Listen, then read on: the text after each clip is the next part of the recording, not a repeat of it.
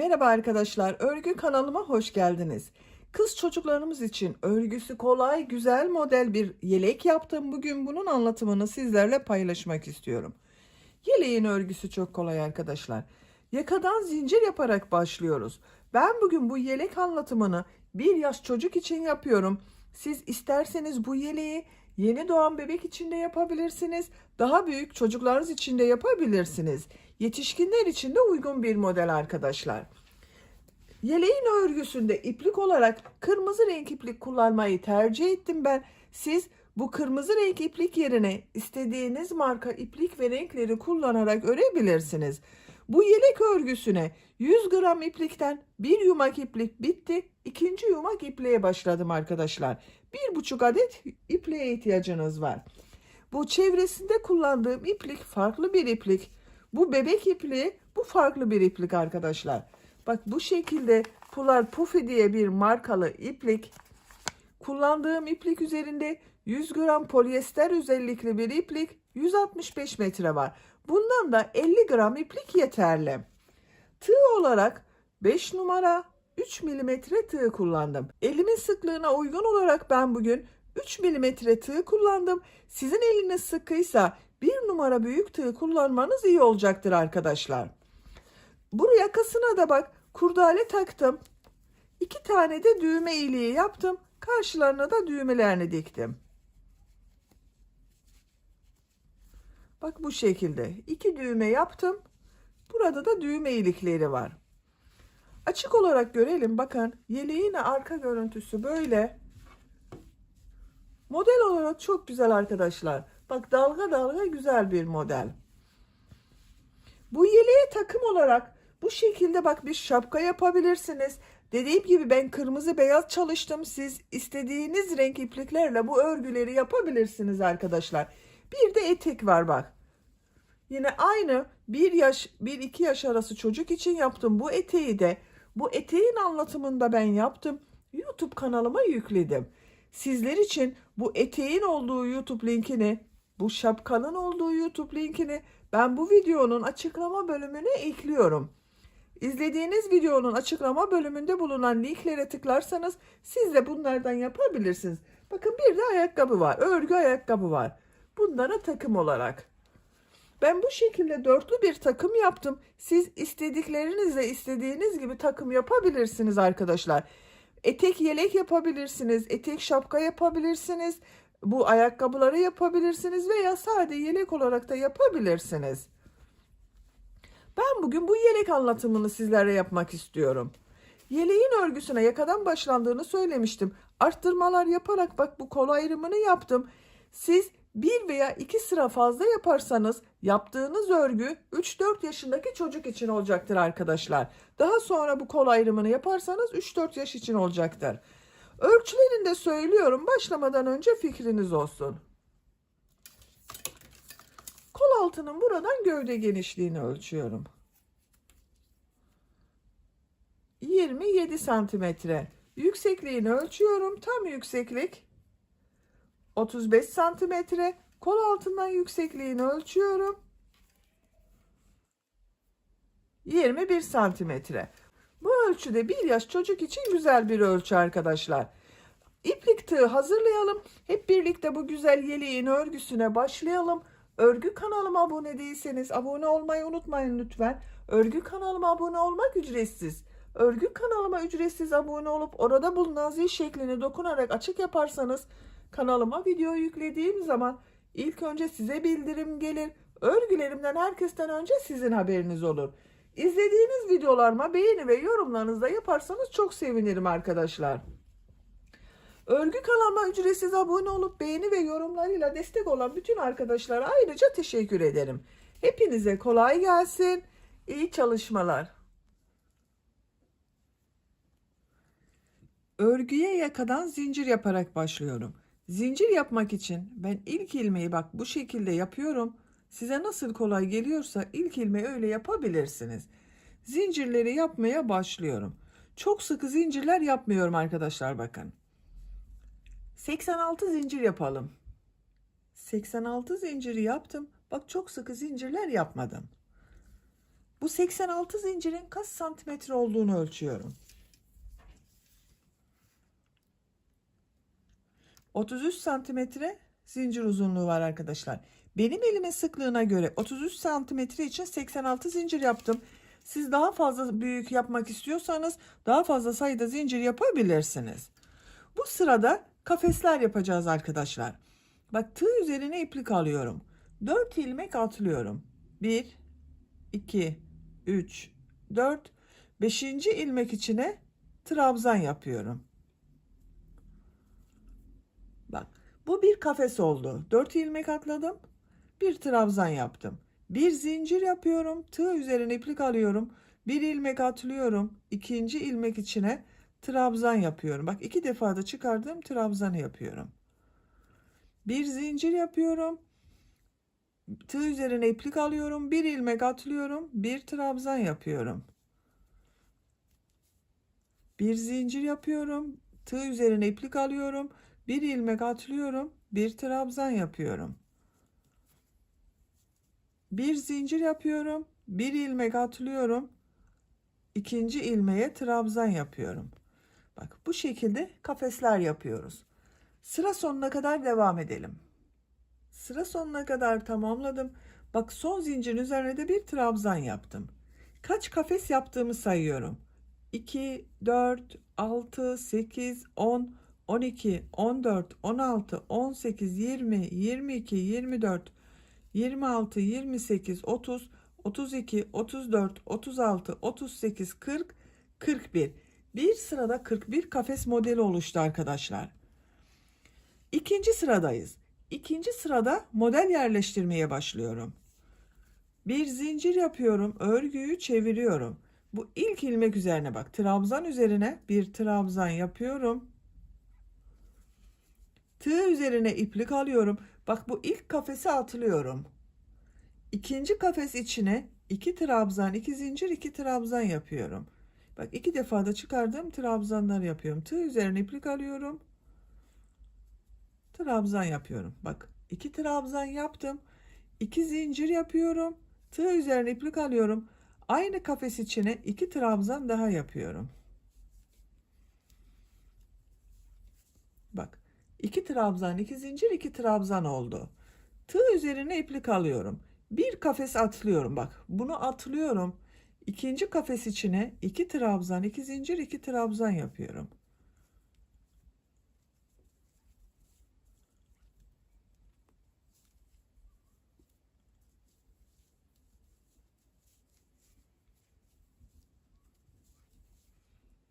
İki trabzan, 2 zincir, 2 trabzan yaptım.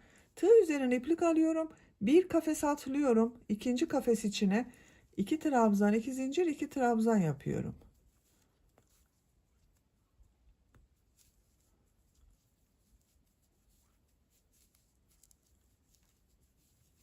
Bak, bu şekilde oluyor arkadaşlar. Sıra sonuna kadar modelleri yaparak devam edelim. Sıra sonuna kadar modelleri yaptım. Son modeli bak, buraya yaptım. Burada bir kafes var. Tığ üzerine iplik alıyorum. Bu kafesi atlıyorum. Bir önceki sırada 3 ilmek atlayarak yaptığım bir trabzan vardı. Bak, bu ilk zincir üzerine bir trabzan yapıyorum. Sıra başında da bir trabzan ile başladım. Sıra sonunda bak, trabzan ile bitirdim. Kaç model yaptığımı sayıyorum. 1, 2, 3, 4, 5, 6, 7, 8, 9, 10, 11, 12, 13, 14, 15, 16, 17, 18, 19, 20. Bir sırada 20 model oldu. Siz daha fazla sayıda başladıysanız sizin daha fazla model olması gerekiyor. Üçüncü sıradayım. Bir zincir yapıyorum, örgüyü çeviriyorum. İlk ilmek üzerine trabzan yapıyorum. Tığ üzerine iplik alıyorum. Bu sırada bu modelleri 3 trabzan, 2 zincir, 3 trabzan olarak yapıyorum. Bak, bu ilk 2 zincirin üzerine 3 trabzan, 2 zincir, 3 trabzan yapıyorum.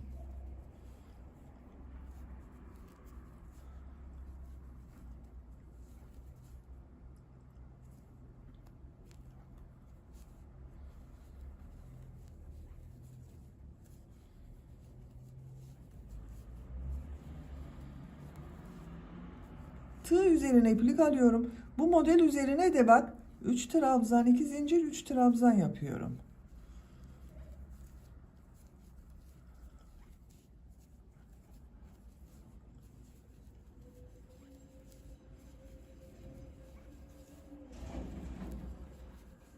Bu şekilde. Sıra sonuna kadar devam edelim. Sıra sonuna kadar tamamladım. Bak son ilmek üzerine de trabzanı yaptım arkadaşlar. Bir zincir yapıyorum, örgüyü çeviriyorum. Dördüncü sıradayım. Dördüncü sırada yine 3 trabzan, 2 zincir, 3 trabzan yapıyorum. İlk ilmek üzerine bak trabzan yapıyorum. Tığ üzerine iplik alıyorum. Model ortasında bulunan bu 2 zincirli boşluğa 3 trabzan, 2 zincir, 3 trabzan yapıyorum.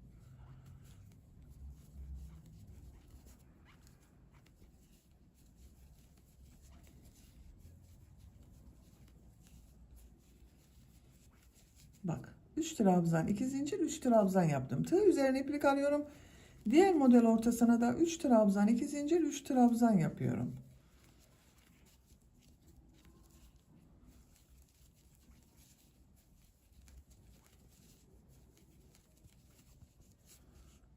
Sıra sonuna kadar devam edelim.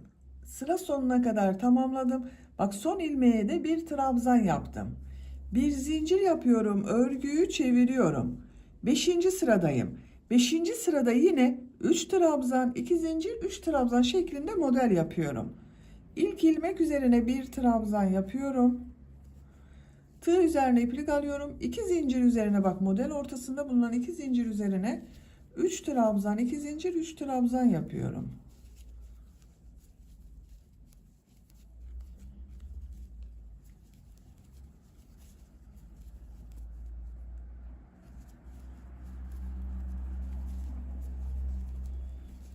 Tığ üzerine iplik alıyorum. Diğer model üzerine de 3 trabzan, 2 zincir, 3 trabzan yapıyorum.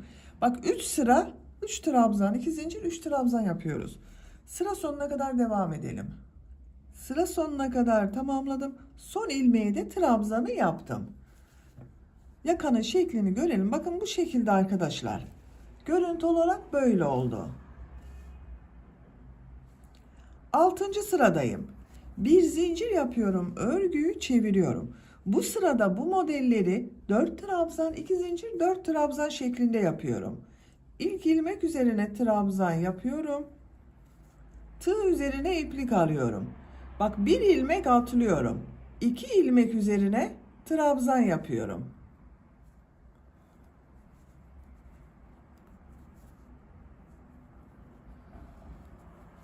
Bak 2 trabzanın üzerine 2 trabzan yaptım. Bu 2 zincirli boşluğa 2 trabzan, 2 zincir, 2 trabzan yapıyorum.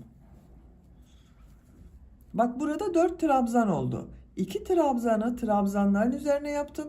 2 trabzan da 2 zincir üzerine yaptım. 2 zincir yapıyorum. Buraya 2 trabzan yapıyorum. Bu 2 ilmek üzerine trabzan yapıyorum.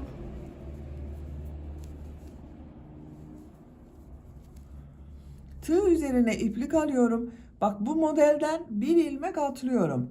Diğer modelden de bir ilmek atlıyorum. 2 ilmek atlıyorum. Bu 2 ilmek üzerine trabzan yapıyorum.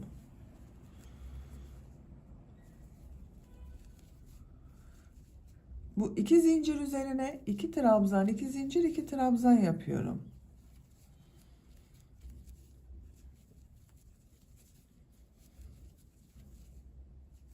Tığ üzerine iplik arıyorum. 2 ilmeğe trabzan yapıyorum. Bak 2 modeli bitirdim. Tığ üzerine iplik alıyorum. Bu modelden bir ilmek atlıyorum. İkinci modelden bir ilmek atlıyorum. 2 ilmek atlıyorum. 2 ilmeğe trabzan yapıyorum. Bak bu 2 zincir üzerine 2 trabzan, 2 zincir, 2 trabzan yapıyorum.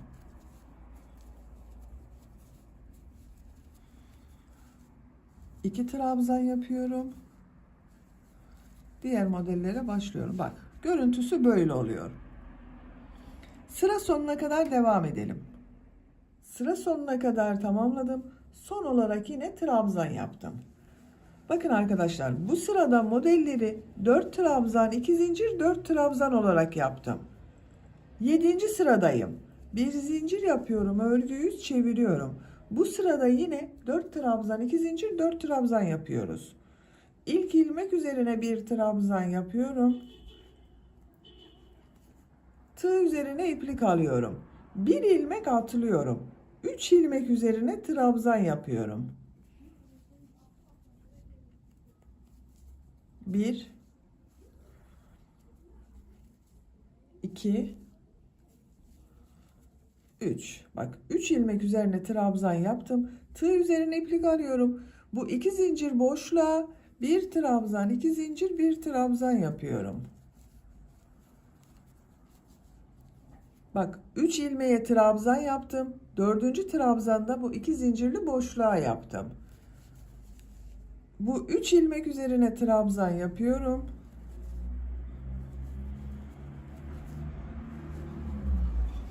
Bak, 4 trabzan, 2 zincir, 4 trabzan oldu. Tığ üzerine iplik alıyorum. Bu modelden bir ilmek atlıyorum. İkinci modelden bir ilmek atlıyorum. 3 ilmek üzerine trabzan yapıyorum.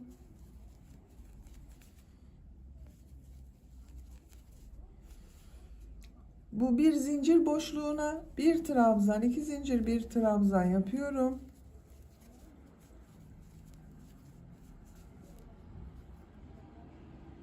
Bir fazladan yaptım. 3 ilmek üzerine 3 trabzan yapıyorum. Bak, yine 4 trabzan, 2 zincir, 4 trabzan oldu. Tığ üzerine iplik alıyorum. 2 ilmek atlıyorum. 3 ilmek üzerine trabzan yapıyorum. 3 ilmeğe trabzan yapıyoruz. Ortada bulunan 2 zincir üzerine de bir trabzan, 2 zincir, bir trabzan yapıyoruz. Sıra sonuna kadar devam edelim. Sıra sonuna kadar tamamladım. Bir zincir yapıyorum, örgüyü çeviriyorum. 8. sıradayım. 8. sıra bu 7. sıranın tekrarı oluyor arkadaşlar. Tığ üzerine iplik alıyorum. İlk ilmek üzerine bir trabzan yapıyorum. Tığ üzerine iplik alıyorum. Bir ilmek atlıyorum. 3 ilmek üzerine trabzan yapıyorum.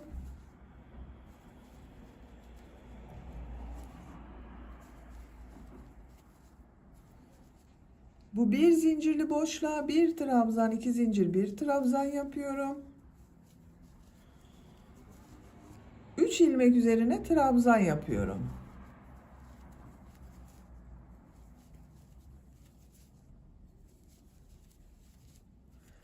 Tığ üzerine iplik alıyorum.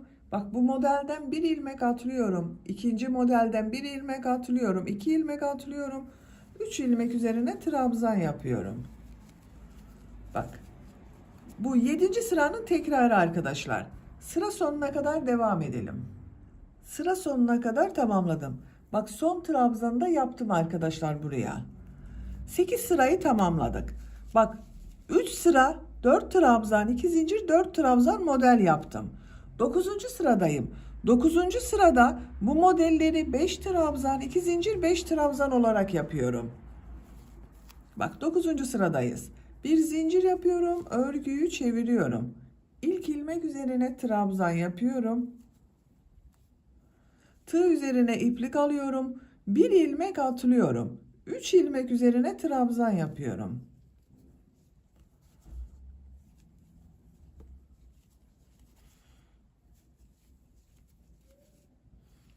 Bu 2 zincirli boşluğa 2 trabzan, 2 zincir, 2 trabzan yapıyorum.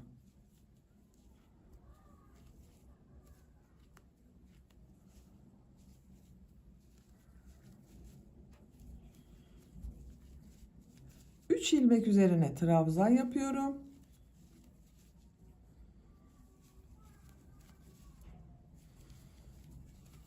Bakın, 5 trabzan, 2 zincir, 5 trabzan oldu. 3 ilmeğe trabzan yaptım. Bu 2 zincirli boşluğa 2 trabzan yaptım. 5 trabzan oldu. 2 zincir yaptım. 2 trabzan yaptım. 3 ilmeğe 3 trabzan yaptım bak. Tığ üzerine iplik alıyorum. 2 ilmek atlıyorum. Bir bu modelden atlıyorum. Bir diğerini ikinci modelden. 3 ilmek üzerine trabzan yapıyorum.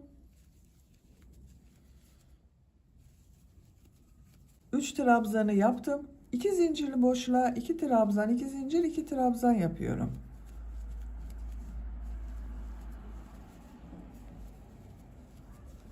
Üç ilmek üzerine de trabzan yapıyorum.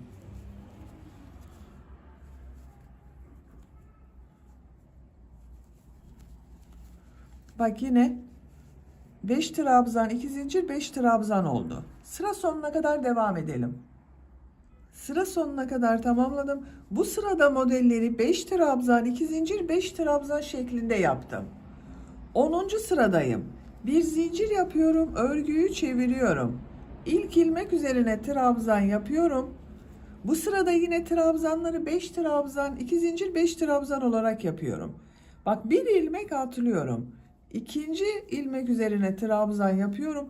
Bu 4 ilmek üzerine trabzan yapıyorum. Bak 1, 2,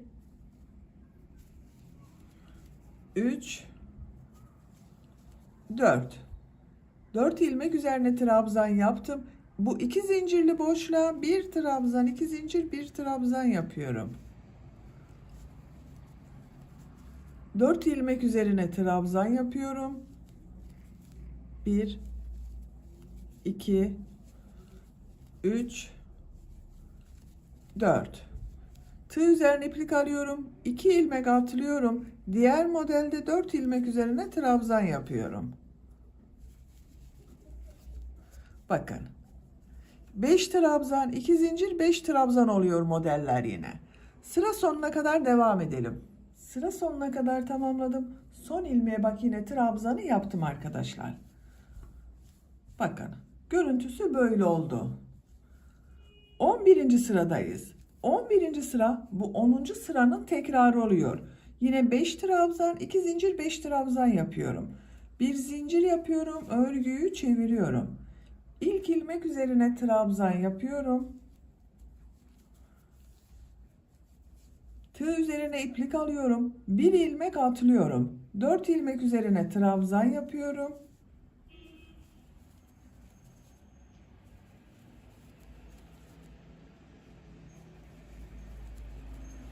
Bu iki zincirli boşluğa bir trabzan, iki zincir, bir trabzan yapıyorum.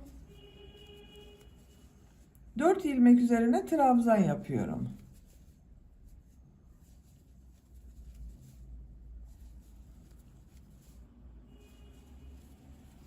Bak 5 trabzan, 2 zincir, 5 trabzan oldu. Tığ üzerine iplik alıyorum. Bir ilmek buradan atlıyorum. Bir ilmek buradan, 2 ilmek atlıyorum. 4 trabzan yapıyorum. Bak modellerimiz aynı arkadaşlar. Bir önceki sıranın 10. sıranın tekrarı oluyor. Sıra sonuna kadar devam edelim. Sıra sonuna kadar tamamladım. Görüntüsüne bakalım. Bakın üst sırada 5 trabzan, 2 zincir, 5 trabzan olarak yaptım. Bakın görüntü böyle arkadaşlar. 12. sıradayız. 12. sırada 6 trabzan, 2 zincir, 6 trabzan olarak yapıyorum. Bir zincir yapıyorum, örgüyü çeviriyorum. İlk ilmek üzerine trabzan yapıyorum. Tığ üzerine iplik alıyorum. Bir ilmek atlıyorum. Bu 4 ilmek üzerine trabzan yapıyorum.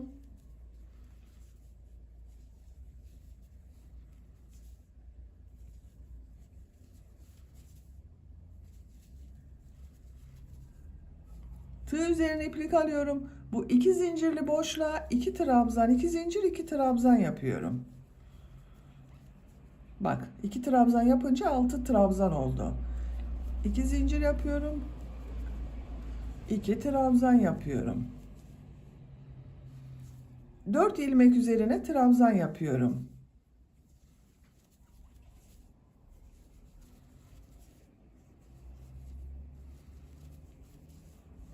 Altı trabzan, 2 zincir, 6 trabzan oldu. Tığ üzerine iplik alıyorum. 2 ilmek atlıyorum. 4 trabzan yapıyorum.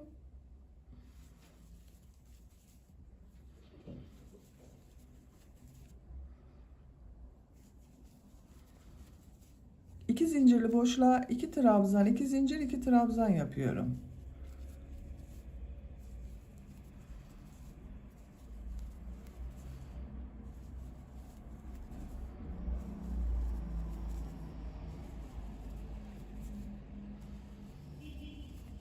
Sıra sonuna kadar devam edelim. Sıra sonuna kadar tamamladım. Son ilmeğe bak trabzan yaptım. Bu sırada modelleri 6 trabzan, 2 zincir, 6 trabzan olarak yaptık. Yakanın şeklini görelim. Bakın bu şekilde oldu. Yaka arttırmalarını ben burada bitiriyorum arkadaşlar. Bu sıradan itibaren kol bölümünü gövde bölümünden ayırıyorum. Örgüye artık gövdenin örgüsüyle devam ediyorum. İlk önce bu ayrımlarını yapalım. Benim bir sırada 20 model var. Model model ayırıyorum arkadaşlar. Bak sayıyorum. 1, 2, 3 model. Ön bölüm için yapıyorum. Bak bu ikisinin ortasına işaret taktım. 4 model kol bölümü için yapıyorum. 1, 2, 3, 4. İplik ile işaret yapabilirsiniz. Bak işaret iğneleriniz yoksa iplik de kullanabilirsiniz. Şu şekilde işaret yapıyorum.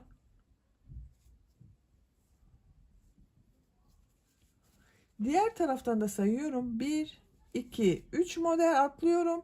Bak ikisinin ortasına işaret yapıyorum.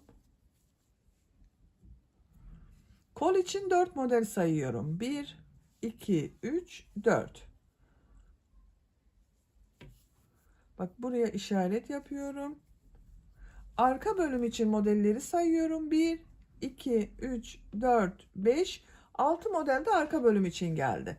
Bak katlıyorum şu şekilde. Görüntüsü böyle bakın. 13. sıradayım. Bir zincir yapıyorum. Örgüyü çeviriyorum. İlk ilmek üzerine trabzan yapıyorum. Tığ üzerine iplik alıyorum. Bir ilmek atlıyorum. Bu ilmekler üzerine trabzan yapıyorum. Bak 1, 2, 3, 4, 5 trabzanı yaptım. Bak bu model ortasında bulunan 2 zincir üzerine bu sırada bir trabzan, 2 zincir, bir trabzan yapıyorum.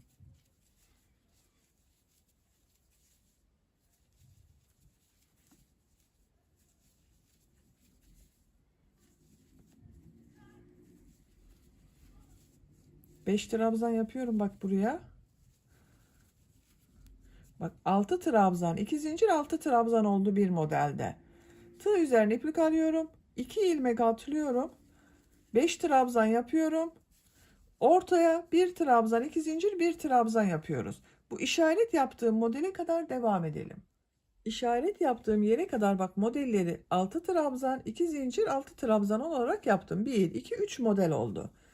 Kol için ayırdığımız bu modeller var bak. Burada son ilmeği yapmıyorum bak. 6 trabzan oldu. Tığ üzerine iplik alıyorum. Bu 4 model ayırdım. 4 modeli atlıyorum. 1, 2, 3, 4. Bak bu 5. modelin bu ilk trabzanı atlıyorum. İkinci trabzan üzerine trabzan yapıyorum. 5 trabzan yapıyoruz. 1, 2, 3, 4, 5. Bir trabzan, 2 zincir, bir trabzan yapıyorum.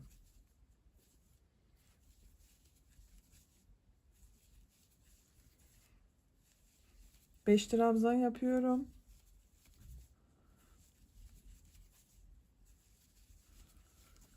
Bak bir ilmek atlıyorum. Bir ilmek buradan atlıyorum. 2 ilmek atlıyorum. 5 trabzan, bir trabzan, 2 zincir, bir trabzan yapıyorum. 5 trabzan yapıyorum. Bak buraya yine 6 trabzan, 2 zincir, 6 trabzan yaptım. Kol altı bak böyle oldu arkadaşlar. Ön ve arka bölümü birleştirdik. Kolda 4 modeli atladım. Diğer kol altını yapmak için bu işarete kadar 6 modeli tamamlayalım. İşaret yaptığım yere kadar arka bölüm için 6 modeli yaptım bak. Buradan sonra 1, 2, 3, 4, 5, 6. 6 trabzan, 2 zincir, 6 trabzan yaptım. Diğer kol altındayım. Tığ üzerine iplik alıyorum. 4 modeli atlıyorum. 1, 2, 3, 4. Bak ön için işaret yaptığım bu bir ilmeği atlıyorum. İkinci ilmeğe trabzan yapıyorum. Yine 6 trabzan, 2 zincir, 6 trabzan yapıyoruz. Bak Buraya bir trabzan, 2 zincir, bir trabzan yapıyorum.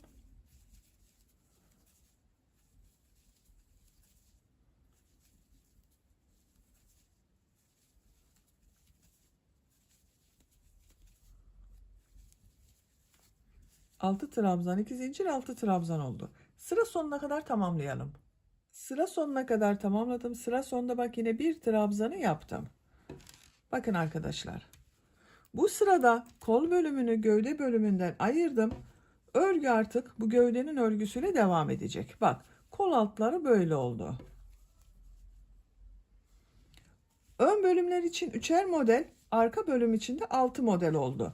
Toplam 12 model ile gövde bölümünün örgüsüne devam ediyorum. Bir zincir yapıyorum, örgüyü çeviriyorum.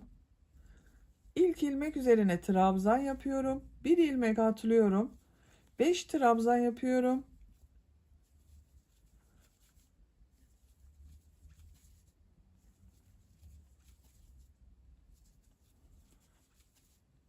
Bir trabzan, 2 zincir, bir trabzan yapıyorum.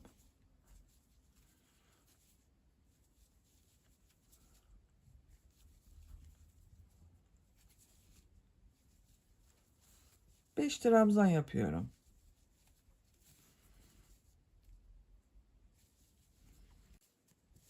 Bakın arkadaşlar. Gövdenin örgüsü birkaç sıra bu. 6 trabzan, 2 zincir, 6 trabzan ile devam edecek. Bak, bu kol altında hiç fark eden bir şey yok. Modeli devam ediyor. Arttırma veya eksiltme yapmıyoruz. Gövdenin örgüsüne devam edelim. Yeleğin gövde örgüsünü yapacağım ölçüye göre tamamladım. Kol altı yaptıktan sonra kaç sıra yaptığımı sayıyorum bak. 1, 2, 3, 4, 5, 6, 7, 8, 9, 10, 11, 12, 13, 14, 15, 16, 17 sıra yaptım arkadaşlar. Benim yapacağım ölçüye göre yeterli. Santimetre olarak ölçüyorum.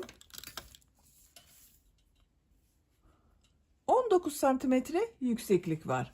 Siz biraz uzun olsun istiyorsanız 1-2 sıra devam edebilirsiniz bu şekilde. Ben bunu yeterli görüyorum. Şimdi bu ön patta ve çevresinde bunun gibi bak bir iplik var. Bu iplik ile trabzan sırası yapıyorum. Polar Puffy markalı bir iplik bak arkadaşlar. Üzerinde böyle yazıyor. Kullandığım iplik üzerinde 100 gram polyester bir iplik. 165 metre var. Siz farklı renkli iplikler de kullanabilirsiniz. Beyaz herhangi bir bebek ipliğiyle de bunun çevresinden yapabilirsiniz. Ben bugün bu iplik kullanmayı tercih ediyorum. Bak, bu ipliği kesiyorum. Kırmızı ipliği burada kesiyorum.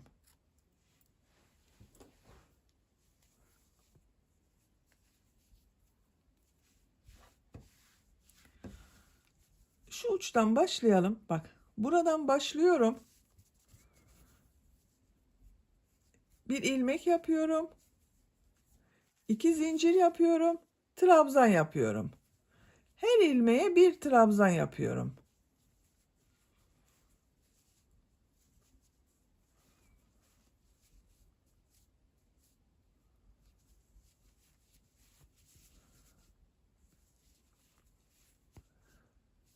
Her ilmeğe bir trabzan yapalım. Bak, buraya da 2 trabzan yapacağız. Oraya kadar yapalım isterseniz arkadaşlar bak. 2 trabzan yaptım. Buraya bak, 2 zincirli boşluğa 2 trabzan da yapabilirsiniz. 3 trabzan da yapabilirsiniz. Bak, 3 trabzan yapıyorum ben. Diğer ilmeklere birer defa trabzan yapıyorum.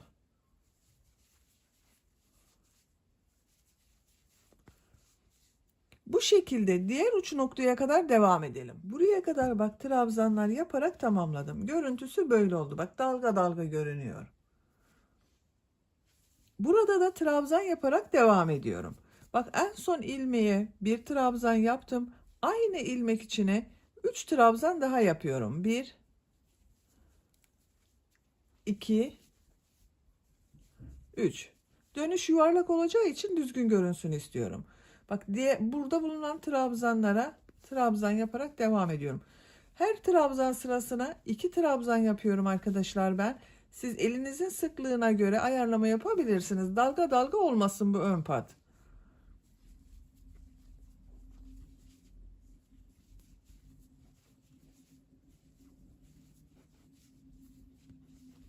Bak bu şekilde.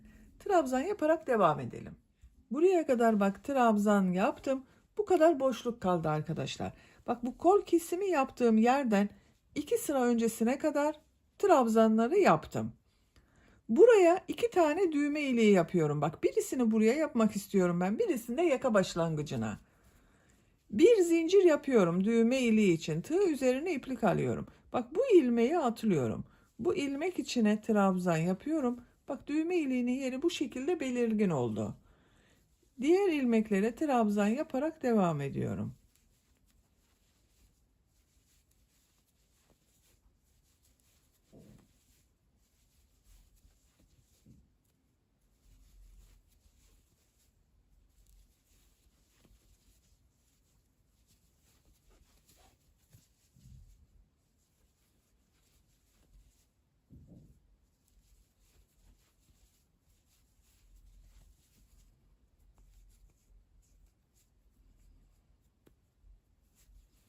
Bak diğer düğme iliğini de buraya yapıyorum. Bak birisini buraya yaptım. Diğerini de buraya yapıyorum. Bir zincir yapıyorum.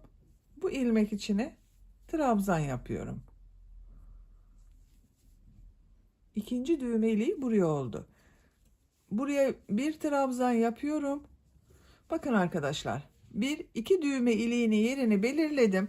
Siz isterseniz bunu yapmadan düz yapabilirsiniz. Buraya kurdale takarak kullanabilirsiniz. Yakanın çevresinde sık iğneler yapıyorum. Bak şu şekilde ilk ilmeğe sık iğne yapıyorum. Diğer bak şu kafes yaptım bir zincirli boşluklara 2 sık iğne yapıyorum. Her boşluğa 2 sık iğne yapıyorum bak. Çok dalgalı olursa arada birer sık iğne de yapabilirsiniz arkadaşlar buna. Sık iğne yaparak buraya kadar devam edelim. Diğer ön patta da aynı burada yaptığımız gibi trabzan sırası yaparak sıra sonuna kadar tamamlayalım. Buraya kadar bak tamamladım arkadaşlar. Yakanın çevresinde sık iğne yaptım. Bu ön patta da trabzanlar yaptım. Burada olduğu gibi. Buraya düğme iliği yapmadım. Bak ben düğmelerini diktim buraya. Sıra sonundayım. Sıra sonunda dönüş yapmak için bak bu ilmek başladığım ilmeğe 3 trabzan yapıyorum. 1 2 3. Burada yaptığım bak bu ilk ilmek ile ilmek kaydırma yaparak birleştiriyorum. Yuvarlak bir görüntü elde ettim. İpliği kesiyorum.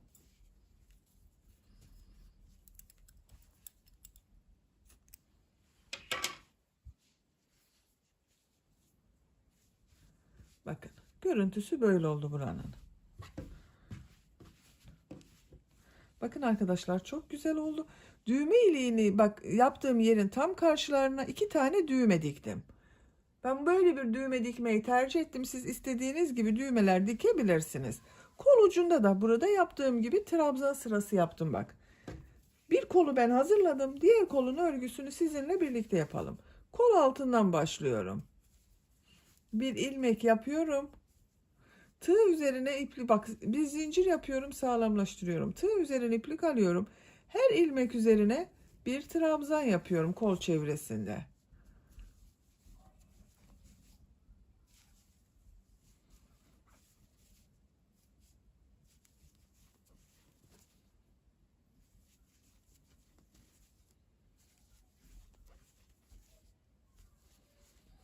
Bak bu model ortasında bulunan 2 zincirli boşluklara isterseniz 2 yapabilirsiniz. 2 trabzan isterseniz 3 trabzan yapabilirsiniz. 3 trabzan yaparsanız biraz daha dalga dalga olur arkadaşlar. Bak her ilmeğe trabzan yapıyorum bu şekilde. Sıra sonuna kadar devam edelim. Sıra sonuna kadar tamamladım. Bak son ilmek ile kol altında yaptığım bu ilk ilmeği ilmek kaydırma yaparak birleştiriyorum. İpliği kesiyorum.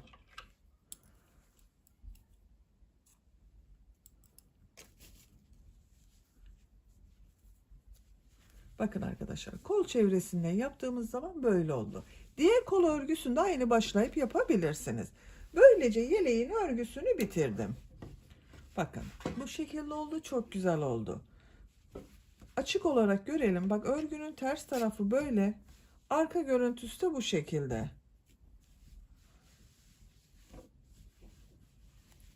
Hem Hem kolay hem de güzel bir model gördüğünüz gibi arkadaşlar. Düğme iliklerini de takıyorum bak.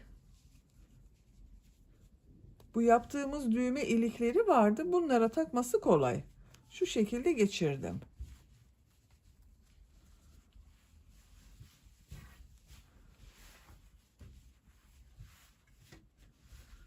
Ölçülerini söylüyorum size. Kol altının buradan yüksekliğini ölçüyorum. 21 santimetre. Bak burayı yaptık. Biraz daha uzun oldu arkadaşlar. 21 santimetre. Omuzdan itibaren tam yüksekliğini ölçüyorum. 35 santimetre. Genişliğini ölçüyorum. Kol altının buradan gövde genişliğini ölçüyorum. 27 santimetre. Bu ölçüde 1 yaş bebek için güzel bir ölçü oldu. Ben bugün bu yeleği 1-2 yaş arası bir çocuk için yaptım arkadaşlar. Bu şekilde oldu bak. İkinci yumak iplikten de elimde bak daha bu var arkadaşlar. Çok az kullandım ikinci yumak iplikten. Beni dinlediğiniz ve izlediğiniz için hepinize çok teşekkür ederim. Örgü kanalıma abone değilseniz abone olmayı unutmayın lütfen. Örgü kanalıma abone olmak ücretsiz. Örgü kanalıma ücretsiz abone olup orada bulunan zil şeklini dokunarak açık yaparsanız kanalıma video yüklediğim zaman ilk önce size bildirim gelir. Örgülerimden herkesten önce sizin haberiniz olur. İzlediğiniz videolarıma beğeni ve yorumlarınızı yaparsanız çok sevinirim arkadaşlar.